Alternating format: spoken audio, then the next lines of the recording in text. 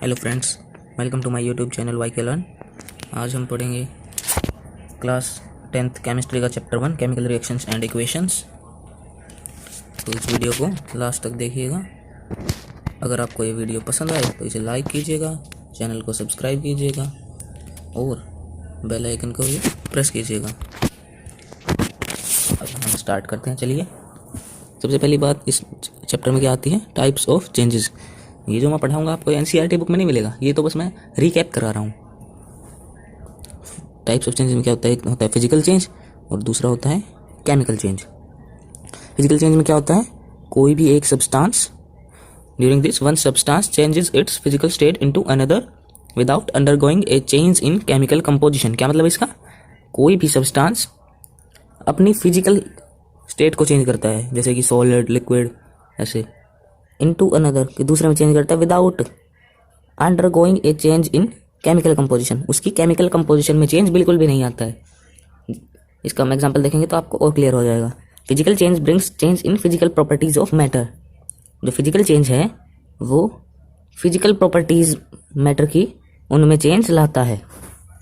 और क्या होता है, we don't get a new substance with new chemical nature. हमें कोई भी नया सब्सटेंस प्राप्त नहीं होता है जो कि नई केमिकल प्रॉपर्टीज़ का हो, हमें सेम प्रॉपर्टीज़ वाला ही जो सब्सटेंस है वो मिलता है। जैसे देखिए, ये क्या है, ये है आइस, क्योंकि H2O का मतलब वाटर और सॉलिड वाटर क्या होता है, आइस। ये क्या है, लिक्विड वाटर। अगर इसको हम यहाँ पे क्या होगा, यहाँ पे होगा हीट। अगर हम आइस को हीट करेंगे तो हमें सबको पता है कि क्या होगा, लिक्विड वाटर हमें मिलेगा। ये क्या है, हमारा फिजिकल चेंज है। इसमें दोनों में H2O है, इसमें कोई भी केमिकल कंपोजिशन चेंज नहीं हो रही है। दूसरा एग्जांपल देखते हैं, ये क्या है, लिक्विड वाटर और ये है गैसियस वाटर। इसका मतलब है वेपर, स्टीम। यहाँ पे भी हम क्या करेंगे, हीट करेंगे यहाँ पे। तो यहाँ भी हमें कोई नया सब्सटेंस केमिकल नई प्रॉपर्टीज के साथ नहीं मिल रहा है, तो ये भी फिजिकल चेंज है। कोई भी फिजिकल चेंज के लिए ये सभी प्रॉपर्टीज का होना बहुत जरूरी है। हम पढ़ते हैं केमिकल चेंज। क्या होता है, during this one substance reacts with another to undergo change in chemical composition. क्या होता है, कोई एक जो सब्सटेंस है वो रिएक्ट करता है, रिएक्शन करता है किसी दूसरे सब्सटेंस के साथ। अंडरगो चेंज का मतलब अपनी चेंज लाता है वो अपनी केमिकल कंपोजिशन में। हमें जो केमिकल कंपोजिशन है उसकी अलग दिखाई देती है रिएक्शन के बाद। Chemical change brings change in physical as well as chemical properties of matter. जो केमिकल चेंज है वो फिजिकल और केमिकल दोनों टाइप की प्रॉपर्टीज में चेंज लाता है मैटर की। And we get new substances with new chemical properties. क्या है, हमें न्यू सब्सटेंस मिलता है, नया सब्सटेंस जो कि नई केमिकल प्रॉपर्टीज का होता है। जैसे हम देखेंगे, ये क्या है, कार्बन है और ये क्या है, ऑक्सीजन का मॉलिक्यूल है। O2 क्या होता है, ऑक्सीजन का मॉलिक्यूल। और C क्या है, कार्बन एटम। और ये हमारे पास क्या आ गया, CO2 बन गया ना नया सब्सटेंस। यहाँ पे C था कार्बन, यहाँ पे था ऑक्सीजन, हमारे पास बन गया कार्बन डाइऑक्साइड। क्या है ये, न्यू सब्सटेंस। राइटिंग को इग्नोर कीजिए क्योंकि फोन में ऐसे लिखी नहीं जाती है। अब देखते हैं अगली चीज, देखते हैं केमिकल रिएक्शन क्या होता है। Chemical reactions represent the chemical change undergone by different elements and compounds. क्या है, केमिकल रिएक्शंस रिप्रेजेंट करती हैं किसको, केमिकल चेंज को, जो कि किसके द्वारा किया जाता है, डिफरेंट एलिमेंट्स एंड कंपाउंड्स। क्या होता है, केमिकल रिएक्शन सिर्फ एक रिप्रेजेंटेशन होती है किसकी, केमिकल चेंज की। क्या होता है केमिकल रिएक्शन में, only rearrangement of atoms take place in a chemical reaction. Only rearrangement of atoms take place in a chemical reaction. अब देखते हैं कुछ ऑब्जर्वेशंस जो कि डिटरमाइन करेंगे केमिकल रिएक्शन को। हमारे पास पहला क्या है, चेंज इन स्टेट। इसका एग्जांपल देखते हैं, 2H2। H2 किस में है, H2 का मॉलिक्यूल किस फॉर्म में है, ये इस फॉर्म में है। इसको हम ऐड करेंगे किसके साथ, O2 के साथ। O2 का जो ऑक्सीजन का जो मॉलिक्यूल है, तो हमारे पास क्या मिलेगा, ये इसका मैं नीचे लिख रहा हूँ, क्या मिलेगा, 2H2O, जो कि क्या होगा, लिक्विड होगा। इसमें क्या हो रहा है देखिए, ये दोनों किस स्टेट में थे, ऑक्सीजन और हाइड्रोजन जो है ये दोनों गैसीय स्टेट में थे, गैस में थे, और हमारे पास जो वाटर बना है वो है लिक्विड स्टेट में। तो क्या होता है कि केमिकल रिएक्शन में चेंज इन स्टेट की ऑब्जर्वेशन हमें मिल सकती है, जरूरी नहीं है लेकिन मिल सकती है। और ये भी जरूरी नहीं है कि किसी में अगर स्टेट में चेंज होता है तो केमिकल रिएक्शन होगी, ये भी जरूरी नहीं है, क्योंकि हमने यहाँ एग्जांपल में देखा था, यहाँ फिजिकल स्टेट तो चेंज हो रही है लेकिन ये केमिकल रिएक्शन नहीं है। केमिकल रिएक्शन होने के लिए हमने यहाँ जो जरूरी कंडीशन है वो पढ़ ली ये सभी। अगला देखते हैं formation of precipitate. Formation of precipitate, precipitate क्या होता है जान लेते पहले। Precipitate is a lump of mass which remains settled at the bottom in A solution. Diagram के थ्रू समझाता हूँ आपको। जैसे मान लीजिए ये क्या है, एक बीकर है ये मान लीजिए, और यहाँ पे इसमें पानी है, ये क्या है इसमें पानी, वैसे कोई भी सॉल्यूशन हो सकता है। और मान लो कि कोई जो सब्सटेंस है वो ऐसे यहाँ पर बैठा है, नीचे डूबा हुआ है, तो ये हमारे पास क्या होगा, प्रेसिपिटेट।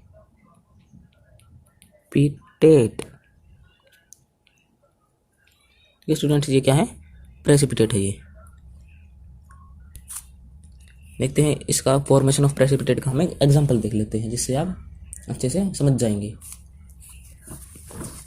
देखते हैं रिएक्शन 2KI जो कि एक्वियस स्टेट में है। KI का मतलब क्या हो गया, पोटेशियम आयोडाइड। इसको हम ऐड करेंगे PbNO3 जो कि एक्वियस स्टेट में है। PbNO3 का मतलब होता है लेड नाइट्रेट। इसको हम जोड़ेंगे, हमारे पास क्या मिलेगा, 2KNO3 जो कि एक्वियस स्टेट में है।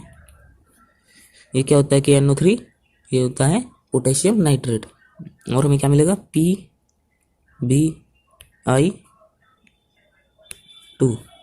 ये क्या होगा, डाउनवर्ड एरो क्यों लगाया मैंने, क्योंकि ये एक प्रेसिपिटेट बन गया। PbI का मतलब क्या है, लेड आयोडाइड।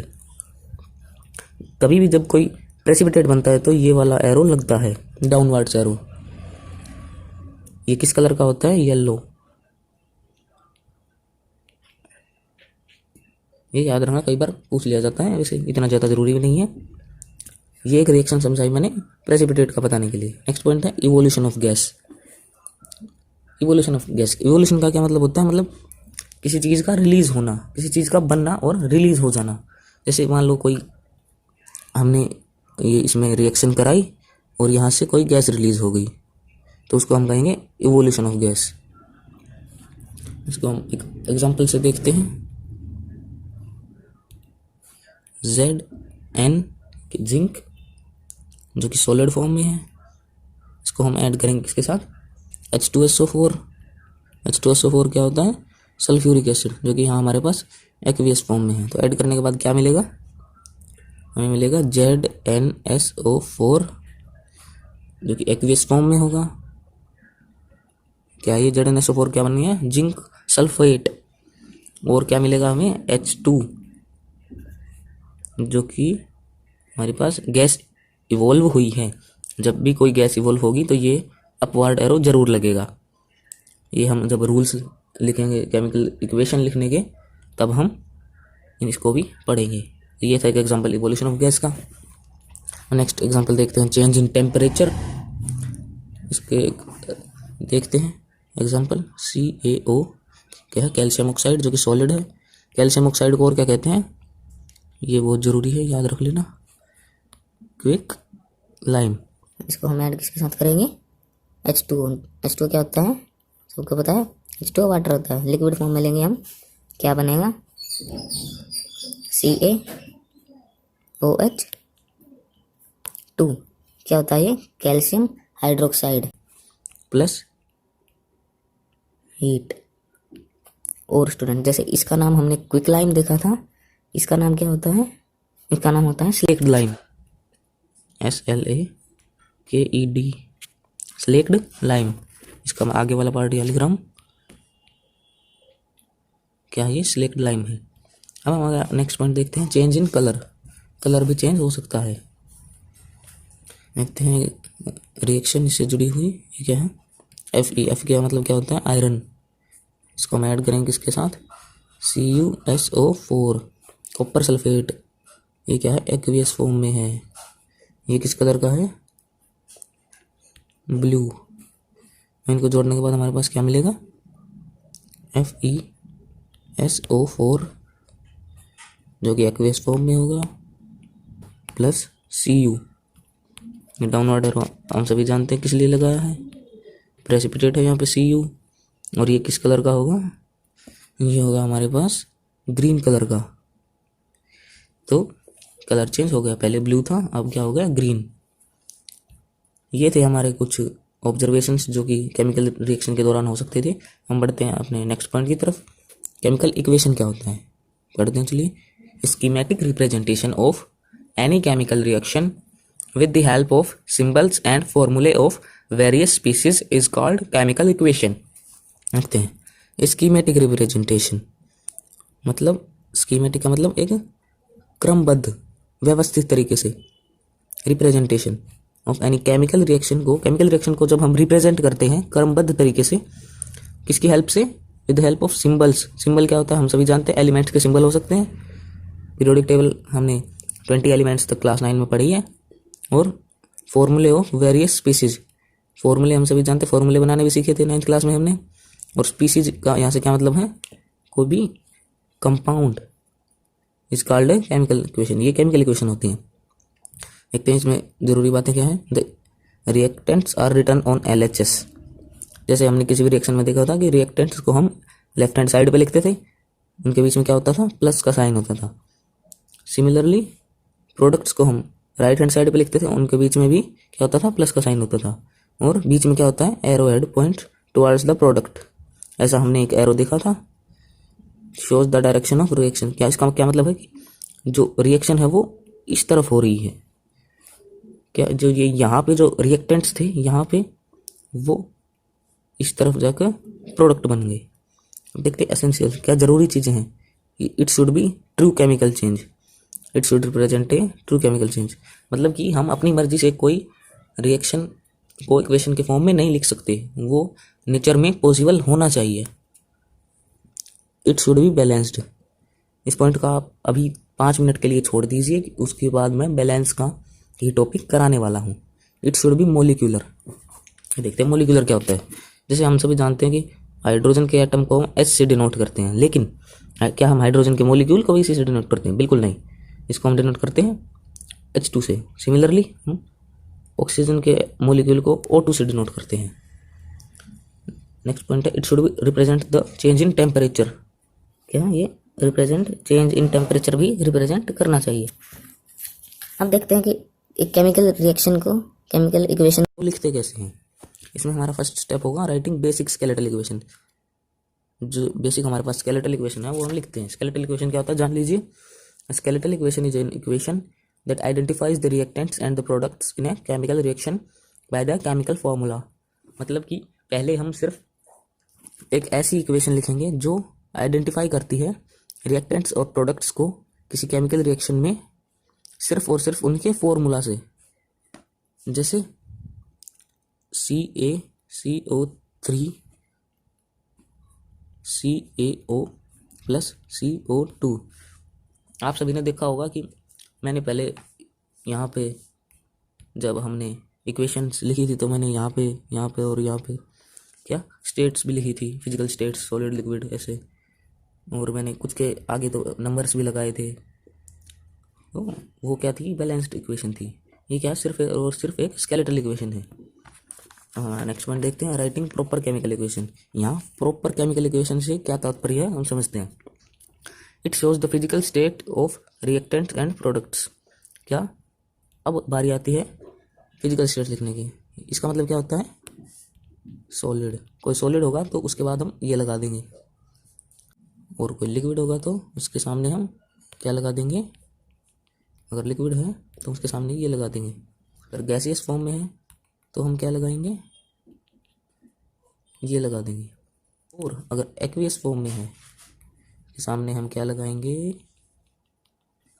ये लगा देंगे। एक्वियस हमने अभी पढ़ा कि वाटर के अंदर, कोई भी वाटर के अंदर सोल्यूट जो होता है वो मिक्स हुआ हो, उसको हम क्या कहेंगे कि वो एक्वियस स्टेट में है। हमने अभी देखा सॉलिड, लिक्विड, गैस, एक्वियस। हमारा इसमें और क्या है, specific conditions for chemical reaction, मतलब किसी रिएक्शन के लिए जो ज़रूरी जो कंडीशन है वो क्या है। जैसे कोई रिएक्शन किसी टेम्परेचर पे होती है, कोई किसी टेम्परेचर पे होती है, और कई रिएक्शन ऐसी होती हैं जो कि किसी टेम्परेचर पे तो हो जाती है और किसी पे नहीं होती है। ऐसे ही कई रिएक्शन ऐसी होती है जो किसी प्रेशर पे हो जाती हैं और किसी पे नहीं होती। तो इसके लिए हमें क्या, ये जो स्पेसिफिक कंडीशन है इनको लिखना होता है साथ में। जैसे कि कोई रिएक्शन डार्कनेस में नहीं होती, कोई रिएक्शन लाइट में नहीं होती, ऐसे कोई रिएक्शन कैटलिस्ट के साथ होती, कोई नहीं होती। कैटलिस्ट क्या होता है, ए सब्सटेंस, ठीक है, सी है, विच इंक्रीजेज और डिक्रीजेज रेट ऑफ रिएक्शन। कोई भी वो सब्सटेंस जो या तो इंक्रीज करेगा या फिर डिक्रीज करेगा, किसको, rate of reaction. Rate of reaction क्या होता है कि जैसे हम स्पीड बोलते हैं फिजिक्स में, वैसे ही ये क्या होता है, रेट ऑफ रिएक्शन। ये मतलब कि कितना जल्दी होता है, किसी यूनिट टाइम में कितना रिएक्टेंट कितने प्रोडक्ट में चेंज होता है, वो क्या होता है, रेट ऑफ रिएक्शन। तो जो ये सभी चीज़ें कैटलिस्ट, टेम्परेचर, प्रेशर, लाइट, ये सभी लिखनी होती है। The representation of precipitate formation as downward arrow and evolution of gas as upward arrow. हमने पिछले एग्जांपल्स में देखा था, हमने ऐसे और ऐसे शो भी किया था। ये किसके लिए, गैस इवोल्यूशन के लिए, और ये किसके लिए, प्रेसिपिटेट फॉर्मेशन के लिए। ठीक है स्टूडेंट्स, अब हमारा नेक्स्ट स्टेप क्या होता है, राइटिंग बैलेंस्ड केमिकल इक्वेशन। हमने जहाँ ये छोड़ दिया था अब हम इसके बारे में पढ़ेंगे। बैलेंस केमिकल इक्वेशन क्या होता है, it includes the equalization of number of atoms on both sides of the equation according to law of conservation of mass. मैंने क्या पढ़ा कि जो रिएक्टेंट और प्रोडक्ट्स की जो साइड है, दोनों साइड LHS एंड RHS, उसमें किसी भी एलिमेंट के एटम सेम नंबर में होने चाहिए, law of conservation of mass के according. Law of conservation of mass याद आया, 9th क्लास में था ये। क्या होता है, मास can neither be created nor be destroyed. आपके लेवल के लिए इतना ही काफ़ी है। वैसे जो न्यूक्लियर रिएक्शंस होती हैं उनमें मास डिस्ट्रॉय भी होता है, लेकिन आपको सिर्फ यही पढ़ना है अभी, क्योंकि आपके लेवल पे यही ज़रूरी है। तो जो ज़रूरी है वही पढ़ो।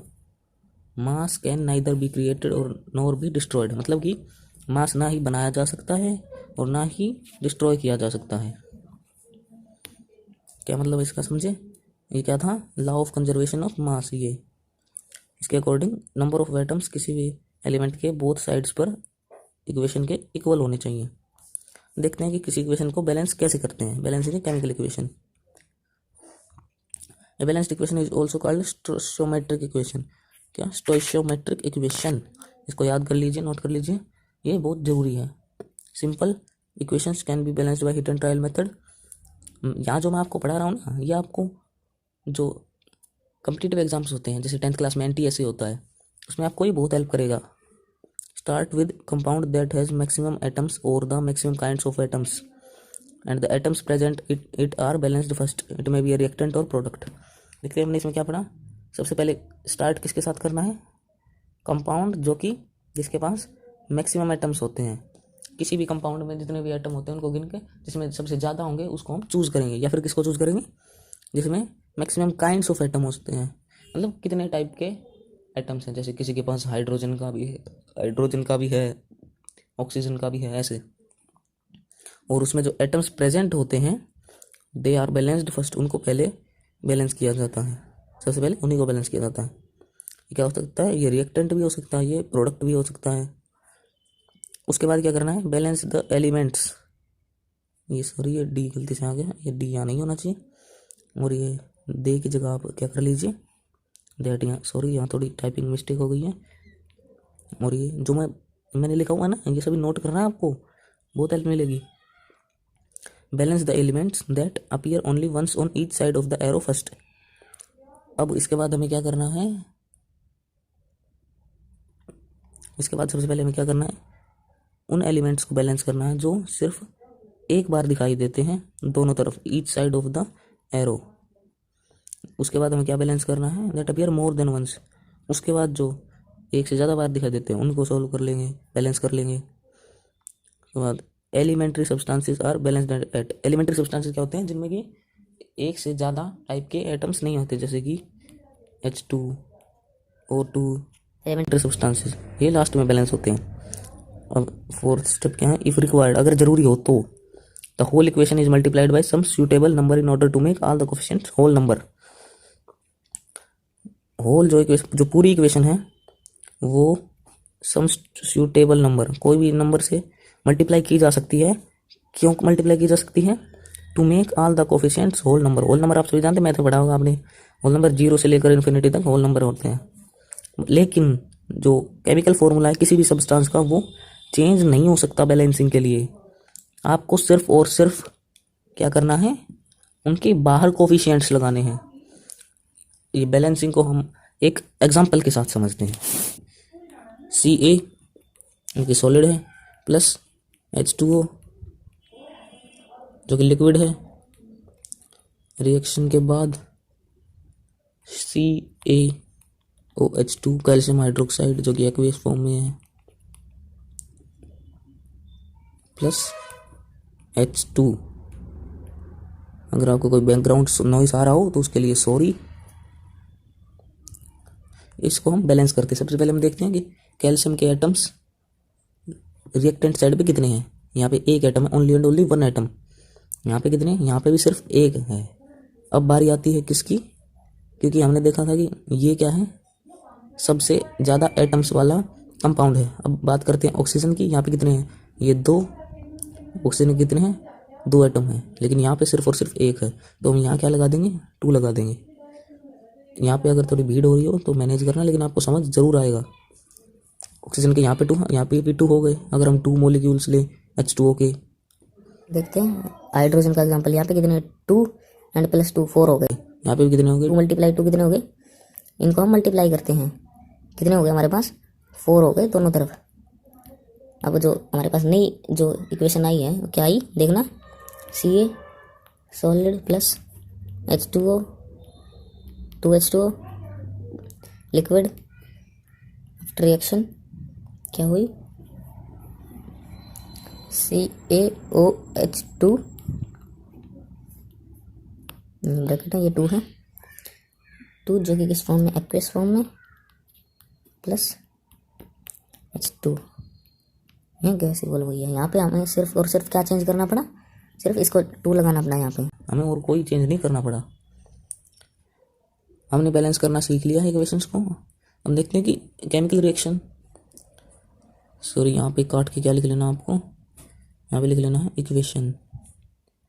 जो केमिकल इक्वेशन है वो कौन सी इंफॉर्मेशन कन्वे करती, कौन सी इंफॉर्मेशन देती है हमें, names of various reactants and products. कोई भी रिएक्टेंट और कोई भी प्रोडक्ट, इनके हमें नेम्स पता चलते हैं। जैसे कि हमने देखा, नेम तो पता चली गए हमें, क्योंकि हमने जो फॉर्मूले बनाने 9th क्लास में ही सीख लिए थे। फॉर्मूले ऑफ रिएक्टेंट्स एंड प्रोडक्ट्स, फॉर्मूले मिल गए, नेम मिल गए तो फॉर्मूले भी मिल गए हमें। Relative amounts of reactants and products, ये पॉइंट मोस्ट इंपॉर्टेंट है, इसको हमें जरूर याद रखना। Ca प्लस 2H2O, इनके मोल्स किस रेशो में है, इसका 1 है तो 2 है, इसका क्या रेशो हो गया, 1:2, सिंपल। अब देखते हैं फिजिकल स्टेट्स, ये हमने पता है कि सॉलिड लिक्विड ऐसे हमने लिखी देखी थी इक्वेशन में, तो ये भी हमें मिलती हैं। Heat change during the equation, हमने डेल्टा का सिंबल लगाया था, याद है आपको, इसका क्या मतलब है, हमने हीट प्रोवाइड की है, हीट चेंज हुई है, क्योंकि हमने जो पहले हीट दी है वो रिएक्शन को करने में यूज हुई है।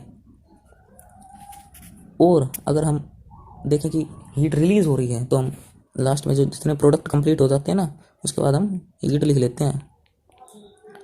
क्या हीट अगर रिलीज होती है तो हम इतने प्रोडक्ट्स होते हैं, प्रोडक्ट्स हुए, उनके बाद हम हीट लिख लेते हैं। क्या है specific conditions necessary for the reaction, temperature,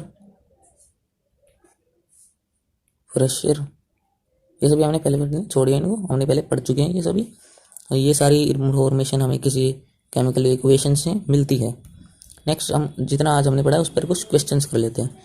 which of the following is a physical change, ये जो ऑप्शन हमें दिए गए हैं इनमें से हमें क्या चूज करना है, कौन सा एक फिजिकल चेंज है। सबसे पहले बात करें ऑप्शन ए की, क्या है क्रिस्टलाइजेशन। क्रिस्टलाइजेशन हमने 9th क्लास में पढ़ा था, क्या होता है किसी भी यहाँ पे कोई सब्सटेंस है उसको पानी में डाल के हीट करना और पानी ऊपर वेपर के फॉर्म में निकल जाएगा, ये यहाँ बच जाएगा।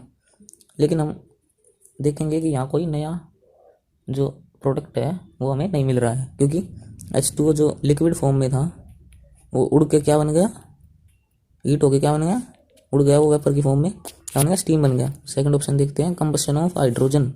कंबशन क्या मतलब वो कि अगर हम हाइड्रोजन को फ्यूल के रूप में यूज़ करते हैं, जैसे आप सभी ने गाड़ी तो देखी होगी, पेट्रोल जो होता है,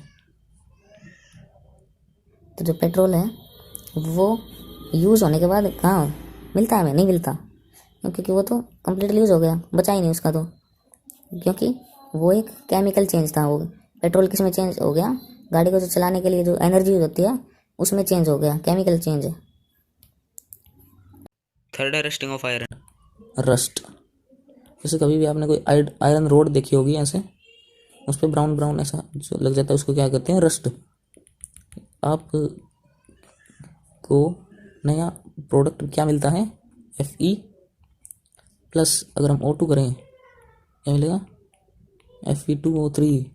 ये रिएक्शन होती है कभी भी रस्ट लगता है तो, क्यों, क्योंकि एटमॉस्फेरिक ऑक्सीजन के साथ आयरन हमेशा रिएक्ट करेगा और रस्ट बना देगा। ये किसका फॉर्मूला है, रस्ट का, रस्ट, RUST, रस्ट। ये भी एक केमिकल चेंज है। तो हमारे पास फिजिकल चेंज का क्या ऑप्शन आया, option number A. Option A is the right answer. Number of moles of CO2 molecule formed during combustion reaction of 2 mole of benzene in sufficient oxygen supply is। सबसे पहले हमारे पास benzene given है, benzene लिख लेते हैं, plus sufficient oxygen supply, इसका मतलब ideal लगाना कि O2 भी है और CO2 मोलिक्यूल्स फॉर्म्ड, तो CO2 भी होगा। और क्या होगा, कार्बन यहाँ है, यहाँ भी है, और यहाँ है, O यहाँ है, बच गया H2। H2 हमेशा इस फॉर्म में आता है, यहाँ लिख लिया। कार्बन बैलेंस करेंगे, यहाँ 6 लगा देंगे तो कार्बन बैलेंस हो गया, यहाँ 6 लगाएंगे तो ऑक्सीजन बैलेंस हो गया, यहाँ 3 लगाएंगे, हाइड्रोजन, पूरी इक्वेशन बैलेंस हो गई है। अब ये कितना दिया गया हमारे पास, 2 मोल्स, तो यहाँ पे 6 मोलिक्यूल्स O2 के, तो ये कितने हो जाएंगे, 6 × 2 12। लेकिन हम निकालने हैं इसके, तो इसके कितने हो जाएंगे, 12 मोल्स। और अगर इसकी बात की जाए, ये कितने होंगे, 6 मोल्स। हमें पूछा गया है CO2 के, तो हमारे पास आंसर क्या आ गया, 12 मोल्स, जो कि होगा option number D. Next question देखते हैं, information that is not conveyed by balanced chemical equation is. सबसे पहला पॉइंट हमारे पास physical states of reactants and products, क्या हुई, SL, इस ऐसे हमने पढ़े थे, तो ये ऑप्शन तो बिल्कुल भी नहीं होना चाहिए। हमें नोट पूछा गया, ये ध्यान में रख लेना, कई बच्चे ऐसे देखते नहीं है। Relative amounts of the reactant and production, जरूर ये तो होता ही है, हमने पढ़ा था, कहाँ पढ़ा था, यहाँ हमने पढ़ा था रिलेटिव अमाउंट्स, और फिजिकल स्टेट्स भी पढ़ी थी। मैकेनिज्म ऑफ द रिएक्शन, ये हमारे पास राइट ऑप्शन है। फोर्थ क्वेश्चन देखते हैं, which of the following is not a balanced chemical equation. कौन सी इक्वेशन बैलेंस्ड नहीं है।